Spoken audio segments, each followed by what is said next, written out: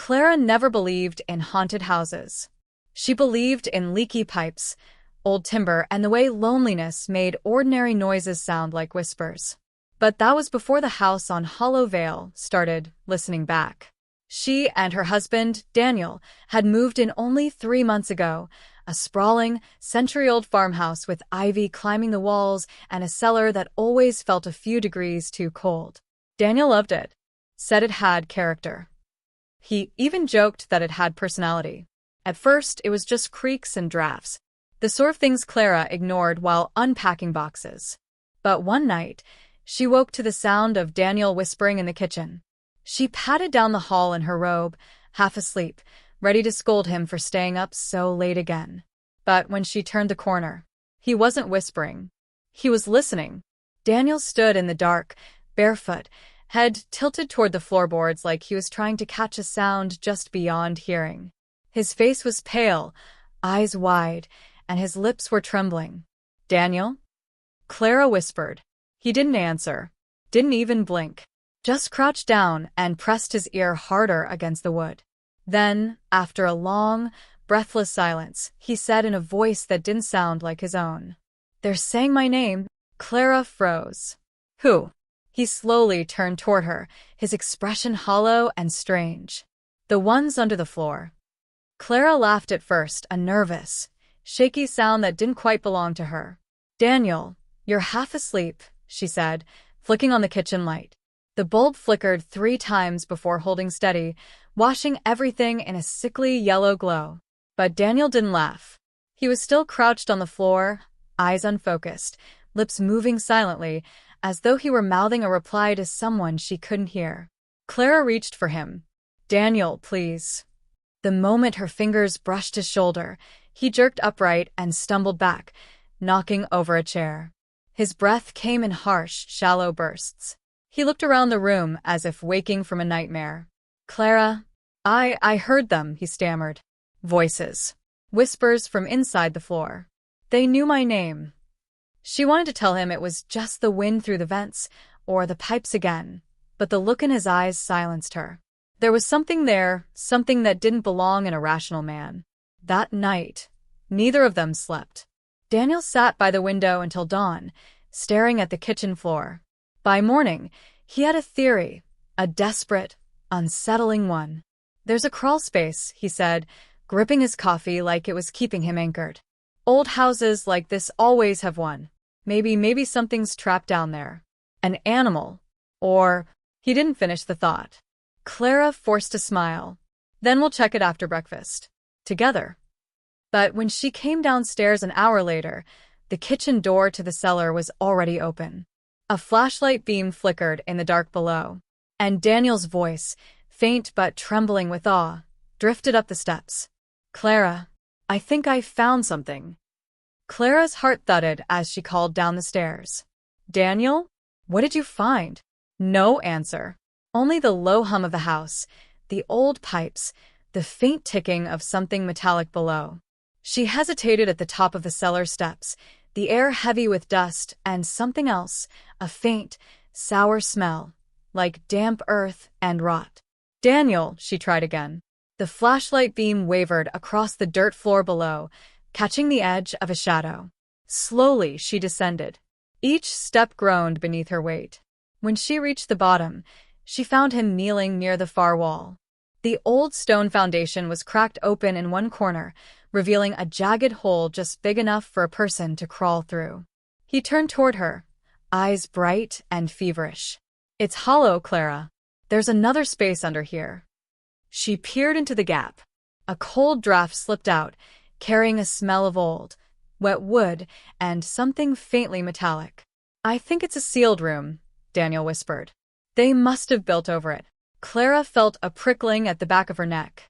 "Daniel, maybe we should wait, call someone?" But he was already sliding into the narrow hole, dragging the flashlight with him. His voice echoed back, muffled by the walls. "It opens up. Oh, God. There's furniture down here." The light flickered, then dimmed. "Daniel?" For a long, breathless moment, there was only silence. Then, faintly, she heard him say, Clara, someone's been living down here. And before she could reply, something in the darkness moved. Not Daniel, something else. Clara's first instinct was to run, but the sound that came from the crawlspace froze her mid-step. It wasn't Daniel's voice this time. It was softer. A rasp, almost like breath brushing the edge of words. Clara, her blood went cold. Daniel, she whispered. No answer. The flashlight's beam trembled faintly within the hole, bouncing against the dirt walls. Then, thud. Something heavy shifted below. Heart pounding, Clara knelt by the opening. The smell down there was stronger now, coppery, like rusted iron. She reached for the flashlight Daniel had dropped earlier on the cellar floor and aimed it into the crawlspace. The light fell on Daniel's shoes. He was crouched, facing away from her, body stiff. The air shimmered slightly around him, as though the darkness itself were breathing. Daniel, get out of there, she said, trying to keep her voice steady. He didn't move. She crawled in after him, her shoulders scraping the dirt walls. It was only a few feet deep before the space opened up into a low, square chamber lined with decayed wooden planks. The faint remains of wallpaper still clung to them, a faded pattern of red roses. And there was furniture. A small table, 2 chairs, a child's rocking horse, still and silent. Clara's breath caught in her throat. Daniel, what is this place? He turned toward her slowly, and she saw it then, a series of deep, uneven scratches across the inside of the walls.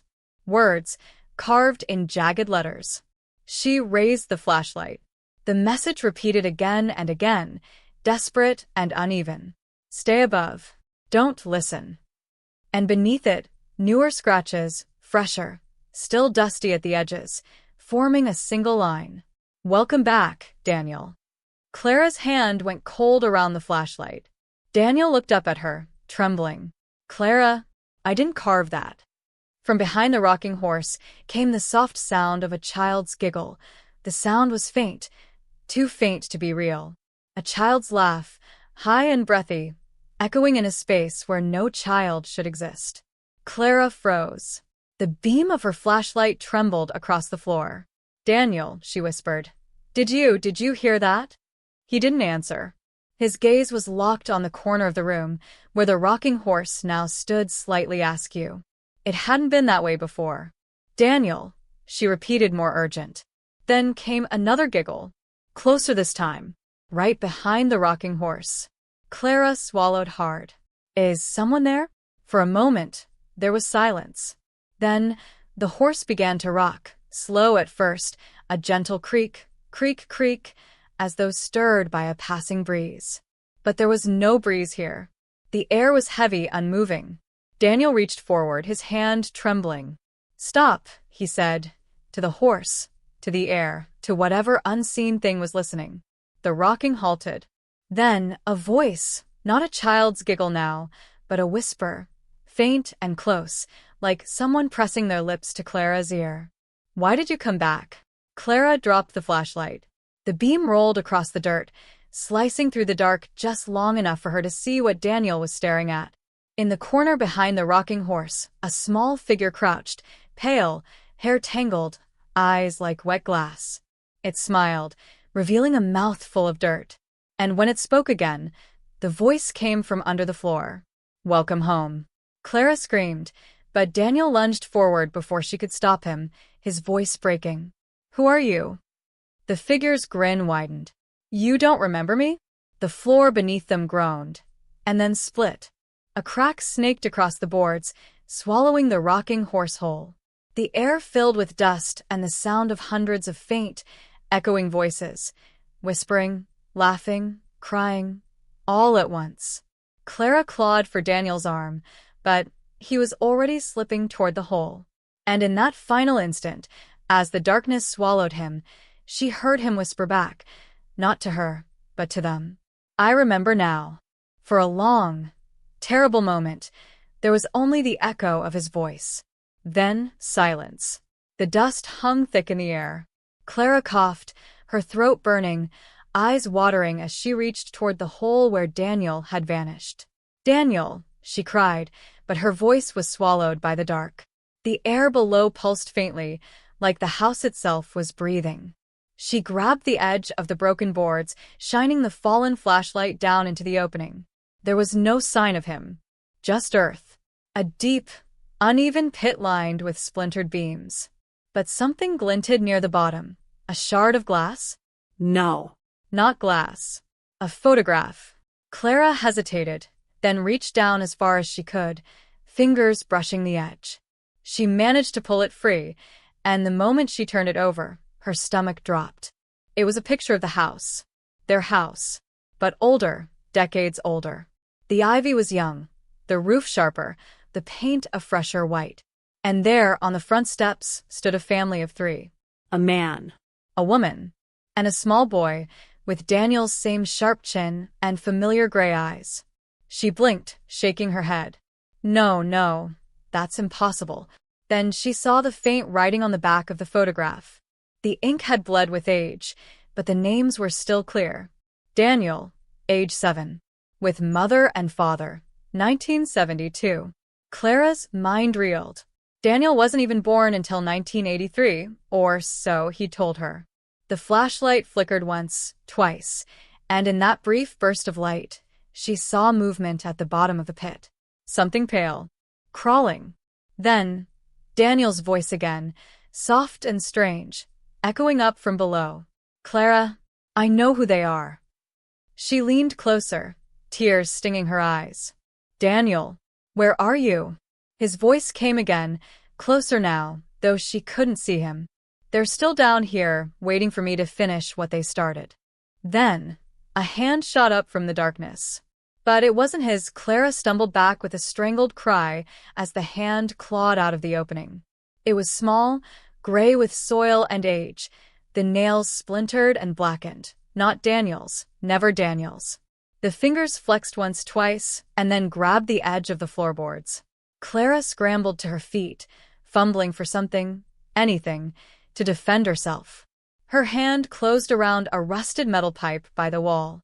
She raised it as the hand began to pull, and then another followed, gripping the boards beside it. Slowly, something began to climb out.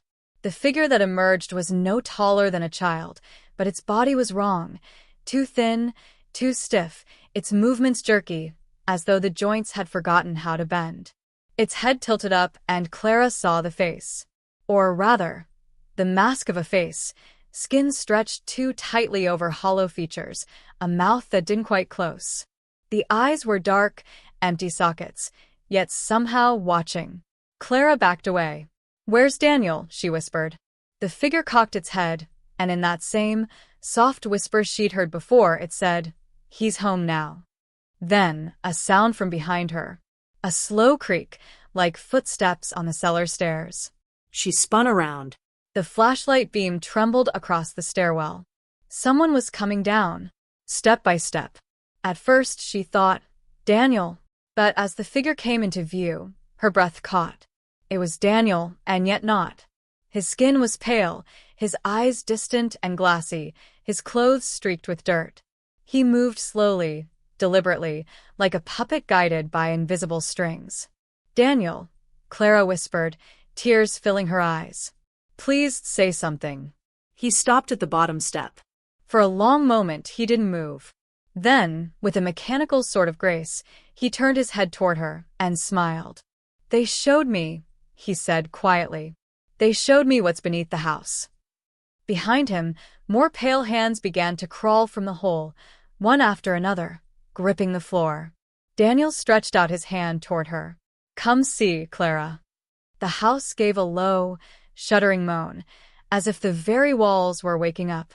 And in that trembling silence, Clara realized something awful. Whatever had taken her husband was using his voice. Clara ran. She bolted up the cellar steps 2 at a time, Daniel's voice echoing behind her. "Too calm, too wrong. Clara, you'll get lost up there. It doesn't like that." She didn't look back. She hit the kitchen, grabbed her keys, and lunged for the back door.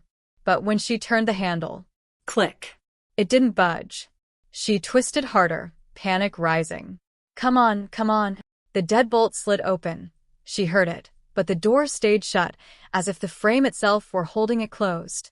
The house seemed to pulse around her, the faint hum she'd heard in the crawlspace now vibrating through the walls.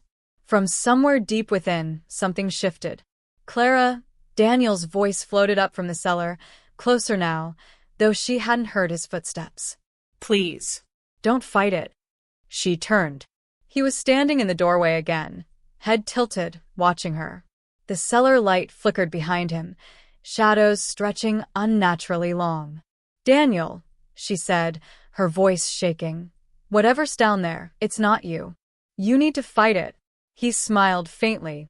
"I am fighting, Clara. But it's hungry. It wants both of us." Then, a loud crack. The ceiling above her split. Plaster rained down. A whisper crawled through the air, the same voices from below, only now they were everywhere, in the walls, under the floor, sliding through the vents. "Stay, stay, stay." Clara stumbled back, covering her ears. "Stop it." The whispering rose to a hiss. The lights flared white, then died completely. Darkness swallowed the kitchen. For a long, breathless second, there was only her ragged breathing and the sound of soft footsteps circling the room. Then, in the pitch black, something pressed lightly against her cheek, the faint brush of a hand. Cold. Wet. And Daniel's voice, right beside her ear, whispering through the dark. "You should have stayed above, Clara." She screamed, and the floor beneath her feet gave way. The house had opened its mouth. Clara hit the ground hard. For a moment, all the air rushed from her lungs, then silence, thick and suffocating. She blinked through the dark, coughing, tasting dust and soil. The air was damp here, colder, and beneath that chill was an almost sweet smell, like old perfume mixed with decay. Her flashlight was gone. Only a faint, pulsing glow came from the tunnel walls, like the stone itself was breathing faint light. She was underground again, deeper this time, below even the crawl space. A soft drip, drip, drip echoed somewhere nearby. "Daniel," she whispered. Her voice came back distorted, as though the walls were repeating her, mocking her. "Daniel. Daniel." She pushed herself up. The ground was uneven, soft in some places, and as she moved the beam of her phone's dying screen over it, she realized why. Bones. Not full skeletons, fragments. A hand here, the curve of a jaw, all embedded in the soil like the house had grown around them. She gagged and stumbled back, her heel catching on something hard. When she turned, she saw it, a door. An old wooden door, half-rotted, standing upright in the dirt as though waiting for her. It shouldn't have been there. There was no wall, no frame. Just the door, standing on its own, humming softly. And on it, scrawled in something dark and dried, was her husband's name. Daniel. Her shaking fingers brushed the handle. It was warm to the touch. Then came a sound from the other side, soft, rhythmic. Breathing. "Clara," a voice murmured, so close it could have been right beside her ear. "I told you to stay above." She froze. It was Daniel's voice, but it was layered with others, hundreds of faint murmurs speaking with him. She took a trembling step back. "What did you do, Daniel?" The voice answered, almost lovingly. "I didn't do anything, Clara. We did. We built the house for them." The door began to open, and beyond it, through the widening crack, she saw them, shapes moving in the dim glow, pale and silent, all facing her. Rows of them. Waiting. The door creaked open with a slow, wet groan, the sound of wood that had been damp for far too long. Clara staggered back as the smell hit her, a dense, ancient rut laced with something sweet, like fruit left to decay in a locked room. The glow beyond the doorway came from the walls themselves. They pulsed faintly, like veins beneath skin. The shapes she'd seen weren't statues, they were people. Or what was left of them. They stood half-sunken into the earth, bodies fused with the dirt and wood, their faces stretched and colorless. Some had their eyes open, others sealed shut, but they all seemed to breathe in unison, a slow, whispering rhythm that filled the chamber. Daniel stepped into the glow. He looked almost normal again. Though his skin was dusted with soil, his eyes no longer gray but pale, milky, reflecting the faint light like a cat's. He smiled at her the way he used to, that warm, familiar tilt of the lips that always meant trust me. Clara, he said softly, I remember now. We weren't the first. We were supposed to finish what they began. Clara's heart hammered. Finish what? He turned to gesture toward the walls, reverent, as if showing her something holy. The house was never meant to stand on the land. It was meant to grow from it. The ones who built it, they didn't just use wood and stone. They used themselves. The breathing figures shuddered, a wave of motion rippling through them. The faint whisper rose again, threading through the air. Stay, become, remember. Daniel reached out a hand toward her. It's how we survive, Clara. The house keeps us. It's been waiting for us to come back. She shook her head, tears blurring her vision. You're not making sense. This isn't you. But he only smiled, stepping closer. The glow along the walls brightened, pulsing faster, like the beat of a rising heart. You don't have to be afraid anymore, he murmured. Once you're part of it, the fear stops. Behind him, the figures' mouths began to open, slow and soundless at first, then wider and wider until the whispers became a steady drone. Clara covered her ears, stumbling back toward the shadows. And then she saw it. On the far wall, her own name, Clara, carved in deep, fresh letters. The soil beneath it began to move. Something underneath was already waiting for her. Her breath tore ragged in her chest as she stumbled through the tunnel, half crawling, half clawing at the damp walls. The whispers followed her, no longer distant, but close, inside the earth, curling through the soil like roots. Stay, stay, stay. Behind her came Daniel's voice, too calm, too close. Clara, please don't fight it. You'll only make it worse. She didn't look back. She could see a faint shimmer of light ahead, an opening, maybe the cellar. Salvation. But the tunnel was changing. The walls began to pulse and tighten, narrowing as if the house itself were closing around her. Every movement sent dirt raining from above. She clawed forward, desperate, until her fingers brushed something smooth wood. A hatch. She shoved at it, but it wouldn't budge. The boards creaked but held fast, locked from the other side. Please, she sobbed, pounding on it. Someone help. Then a voice, faint, muffled, coming from above. A woman's voice. Hello. Clara froze. That voice was hers. On the other side of the hatch, she could hear footsteps, her footsteps. Moving. Whispering. The air grew colder. Daniel's voice drifted closer. Gentle now, coaxing. They always think they can get out. The house lets them think that for a while. Clara turned, and her stomach dropped. The tunnel behind her was filled. The pale figures from the chamber were crawling through the dirt, their mouths wide, their eyes glowing faintly. They moved like puppets, silently, their hands reaching for her. She pounded the hatch again, screaming, Let me out. The wood cracked beneath her fist. Light spilled through the splinter. But not sunlight. It was the kitchen. Her kitchen. She could see it through the gap, the counters, the table, everything exactly as she left it. Except for one detail. A woman stood there, back to her, staring out the window. Her same hair. Her same clothes.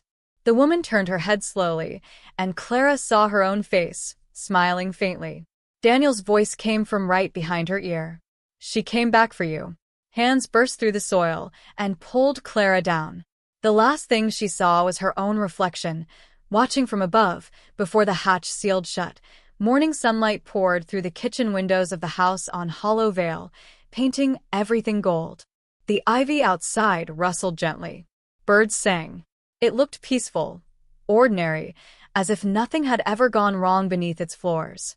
Clara stood at the stove, humming softly as she stirred a pot of coffee. The smell filled the air. It was the kind of smell that made a house feel alive. Daniel walked in, smiling. Morning, love, he said, kissing her cheek. She smiled back, perfectly. Morning. Her voice was sweet and calm, but slightly off.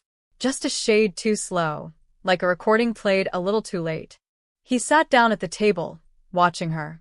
Did you sleep well? She nodded. Yes. The house was quiet last night. That seemed to please him. Good. It's happy when it's quiet. They ate breakfast together just like they used to. Coffee, toast, the occasional laugh. Except, sometimes, Daniel would catch her staring, not at him but at the floor. Once he asked, "Clara, what are you listening for?" And she smiled. "Them." He froze. "Them," he repeated carefully. Her smile widened. "The ones under the floor. They're restless today." The air seemed to thicken. Daniel's hand trembled around his cup. "Clara," she tilted her head, studying him. "You don't remember, do you? You brought me back." He stood, backing away. No. "No, you. I saved you." Her expression softened with something almost pitying. "You can't save anyone here, Daniel. You can only join them." The floor beneath them gave a faint creak, though neither of them moved. Then another. Then another. And from beneath the boards came a faint sound, tapping, like fingernails against wood. Daniel looked down, shaking his head. "No, no, it's over, it's done." The tapping grew louder. Faster. Then, a voice rose from below, hoarse, desperate, muffled by layers of soil. "Daniel, let me out." Daniel's eyes widened. He looked at Clara, her face calm, her smile perfectly fixed. "You're already out," she whispered. And from beneath their feet came the unmistakable sound of laughter. Not one voice. Dozens. The house had learned how to pretend. The laughter under the floorboards didn't fade this time. It grew. Low at first, a shivering murmur, then louder, sharper, bubbling up from beneath the tiles like water boiling over. Daniel backed away from the table, eyes locked on Clara. No, the thing wearing her face. Her smile didn't waver, but something about it stretched wrong now, too wide, too practiced. "Clara," he whispered, "stop it." She tilted her head, curious. "Stop what, love?" The lights flickered once. The air shifted, heavy, wet, smelling faintly of soil. And then Daniel saw it, the faintest ripple across her cheek, like something moving just beneath the skin. He stumbled back, knocking over a chair. "You're not her." The thing blinked slowly, that smile deepening into something cold. "You always say that," it murmured. "I what?" "Every time." She stepped closer, barefoot on the kitchen tiles. Her feet left faint, dark marks behind her. "You bring her back, Daniel. You always bring her back. And she always forgets what she is." The floor shuddered, the tapping turning into pounding now. Daniel covered his ears, but it didn't help. The sound wasn't around him anymore. It was inside him. He shouted over it. "What did you do with her?" Clara's form flickered, for just a heartbeat. The skin of her face rippled, revealing something pale and raw beneath. A hollow grin that wasn't hers. "I didn't do anything," the voice said. It wasn't hers anymore. It was many, all speaking at once. "She's here. We're all here. We never left." Daniel's knees gave out. "No, no, I stopped it. I sealed the cellar." The whispers roared, a tide of voices crashing through the house. "Stay. Remember. Build." The cupboards slammed open. The floorboards bowed upward as if something beneath them was pushing to rise. Daniel crawled toward the door, desperate, fingers bleeding as he clawed at the handle. The wood pulsed warm under his palm, alive. Behind him, the false Clara laughed. Not cruelly, tenderly. "You can't leave, Daniel. You are the house." He turned, trembling, and saw it at last, the faint pattern spreading across his arm, like the veins of wood. The floor below him creaked, matching the pulse of his heartbeat. And when he screamed, the house breathed in. The scream vanished into the walls as though the air itself swallowed it. The house fell still. Even the whispering stopped. Daniel lay on the kitchen floor, panting, his hand pressed to his arm, the skin there hardening, darkening into long, grainy lines. The transformation crawled upward, slow and deliberate, like the roots of a tree winding through flesh. He tried to stand, but the floor pulsed under him, holding him in place. It was no longer wood, it was warm, pliant, almost breathing. From across the room, Clara knelt beside him, that serene smile unchanged. "Don't fight it, love. You'll only make it hurt," he gasped. What are you?" Her eyes softened, dark and infinite. "I'm the part that stayed." Before he could respond, the boards beneath him split open. Not violently this time, but gently, like petals unfurling. The air below glowed faintly red. A rhythmic thump, thump, thump filled the house, slow and powerful. Daniel's eyes widened. "Is that?" "Yes," she whispered. "The heart." The walls around them began to move, grain bending, floorboards reshaping into long ribs of timber and bone. Beneath it all, the sound grew louder, more insistent. Thump, thump, thump. Clara, or what wore her, took Daniel's hand and guided it toward the widening crack. "You built this place, Daniel. Don't you remember? Every piece of it was made from us. From those who tried to stay above." He shook his head violently. No. "I wouldn't." But as his fingers brushed the glow beneath, memories surged through him. Flashes of the same house, unfinished, decades ago. Men and women hammering beams into place, their faces blank, eyes glassy. The walls breathing, the floor whispering, and at the center of it all him, younger, laughing, calling out plans. "Keep it sealed," his younger self said. "Keep it alive." Daniel screamed. The sound came out wrong, deep, resonant, vibrating through the structure. The house answered, its heartbeat matching his own. Clara leaned close to his ear. "It's almost done, Daniel. It's been waiting for you to come home, for the heart to wake." He looked down. The glow beneath the floorboards was seeping into him, spreading through the wood-veined lines on his body. His pulse began to slow, syncing perfectly with the house's rhythm. The house thumped once more, then went still. And in that silence, Daniel understood. The house had never been haunted. It had been hungry. The air inside the house grew dense, humming with a deep, steady rhythm. Thump, thump, thump. Daniel knelt in the center of the kitchen, bathed in the faint red glow seeping from the cracks in the floor. His breathing slowed, then stilled, each heartbeat aligning with the pulsing boards beneath him. The thing that wore Clara's face stood over him, her outline wavering. Not solid now, not flesh, but smoke and whispers and memory. "You've done it," she said softly. "You've brought it back." Daniel's voice trembled. What have I brought back?" Her smile widened, serene and terrible. "Us." The floor split open completely. A wave of hot air rose from below, carrying the scent of earth and rot and bloodless age. The glow brightened, not red anymore, but gold, pulsing like something alive. Daniel stared down and saw it. A vast, beating mass of tangled roots, veins, and wood. It wasn't under the house. It was the house. The walls trembled with each throb, pipes and beams groaning as if waking from a century-long sleep. From the walls, faces began to appear. Faint impressions of those who'd been taken before. Mouths moving, eyes rolling beneath the surface. Whispering, begging, singing. Clara, or the memory of her, knelt beside him, brushing his hair with one pale hand. "You tried to build a home, Daniel. And you did. You just never understood what kind." The boards beneath him opened wider, and something warm wrapped around his legs. Roots. Living, pulsing roots that coiled higher, gripping, pulling. He struggled weakly. "Clara, please." She smiled sadly. "She's still below. They all are. You'll find her soon." The roots reached his chest. He gasped, and for a moment his body went slack.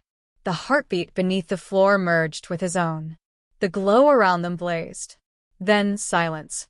The roots sank back into the floor, leaving the kitchen untouched, spotless, calm, as though nothing had ever happened. Morning light spilled once more through the windows. The coffee on the counter was still warm. Outside, the ivy crawled higher along the walls, its leaves shifting ever so slightly, whispering against the glass. And beneath the house, the heart of Hollow Vale beat steady once again. Content, full, waiting. Waiting for the next family to move in. Thump, thump, thump.